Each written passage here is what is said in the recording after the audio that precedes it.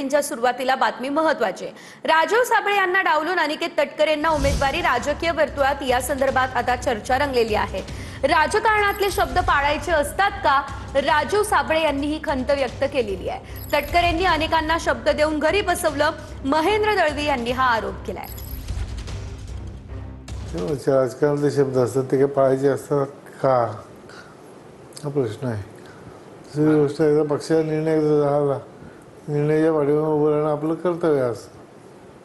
पक्षाने निर्णय घेतले आणि घेतले उमेदवारी दिलेली आहे तर त्याच्या पाठीमागे उभं राहणं आपलं काम आहे.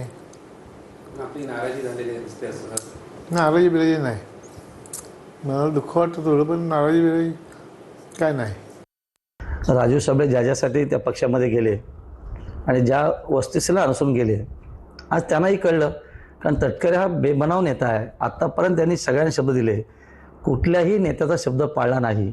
आणि म्हणून ह्याच गोष्टीवरती आम्ही फॉर्म माझ्या कन्याचा भरला आहे की आजपर्यंत त्यांनी शब्द दिले, त्यांना कधीच शब्द पाळलेला नाही आहे.